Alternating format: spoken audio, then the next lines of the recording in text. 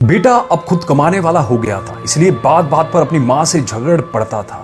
ये वही माँ थी जो बेटे के लिए पति से भी लड़ जाती थी, मगर अब फाइनेंशियल इंडिपेंडेंट बेटा पिता के कई बार समझाने पर भी इग्नोर कर देता और कहता यही तो उम्र के शौक हैं, खाने पीने और पहनने के। जब आपकी तरह मुंह में दांत और पेट में आंत ही नहीं रहेगी तो क्या करूंगा। बहू खुशबू भी भरे पूरे परिवार से आई थी, इसलिए बेटे की गृहस्थी की खुशबू में रम गई थी। बेटे की नौकरी अच्छी थी तो फ्रेंड सर्कल उसी हिसाब से मॉडर्न थी। बहू को अक्सर वह पुराने स्टाइल के कपड़े छोड़कर मॉडर्न बनने को कहता, मगर बहू मना कर देती। वो कहता कमाल करती हो तुम, आजकल सारा जमाना ऐसा करता है, मैं क्या कुछ नया कर रहा हूँ? तुम्हारे सुख के लिए सब कर रहा हूँ और तुम हो कि अपने पुराने विचारों में अटकी हो। क्वालिटी लाइफ क्या होती है तुम्हें मालूम ही नहीं है। और बहू कहती क्वालिटी लाइफ क्या होती है ये मुझे जानना भी नहीं है, क्योंकि लाइफ की क्वालिटी क्या हो मैं इस बात में विश्वास रखती हूँ। आज अचानक पापा आईसीयू में एडमिट हुए थे, हार्ट अटैक आया था। डॉक्टर ने पर्चा पकड़ाया, 3 लाख और जमा करने थे। 1.5 लाख का बिल तो पहले ही भर दिया था, मगर अब ये 3 लाख भारी लग रहे थे। वह बाहर बैठा हुआ सोच रहा था कि अब क्या करे। उसने कई दोस्तों को फोन लगाया कि उसे मदद की जरूरत है, मगर किसी ने कुछ बहाना कर दिया। आंखों में आंसू थे और वह उदास था। तभी खुशबू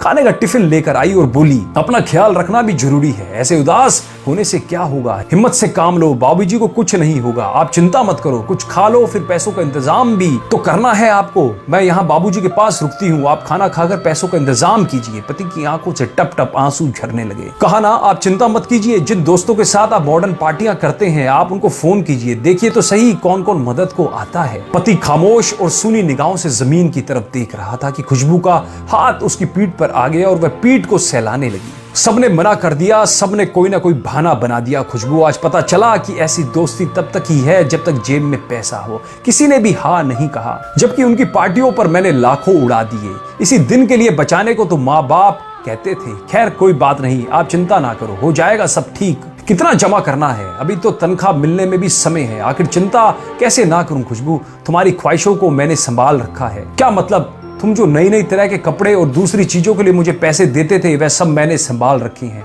माँ जी ने फोन पर बताया था 3 लाख जमा करने हैं, मेरे पास 2 लाख थे, बाकी मैंने अपने भैया से मंगवा लिए हैं। टिफिन में सिर्फ एक ही डिब्बे में खाना है, बाकी में पैसे हैं। खुशबू ने थैला टिफिन सहित उसके हाथ में थमा दिया। खुशबू तुम सचमुच अर्धांगिनी हो, मैं तुम्हें मॉडर्न बनाना चाहता था, हवा में उड़ रहा था, मगर तुमने अपने संस्कार नहीं छोड़े। आज वही काम आए हैं। सामने बैठी माँ के आंखों में आंसू थे। उसे आज खुद के नहीं बल्कि पराई माँ के संस्कारों पर नाज था और वो बहू के सर पर हाथ फेरती हुई ऊपर वाले का शुक्रिया अदा कर रही थी। दोस्तों आपको ये स्टोरी कैसी लगी? ये प्रसंग, ये घटना आपको कैसी लगी? ऐसा प्रतीत होता है ये घटना भी आज की हकीकत बन चुकी है। तो एक अपना मूल्यवान कमेंट हमें जरूर बताइएगा कि आपके क्या विचार है इस घटना के प्रति। धन्यवाद।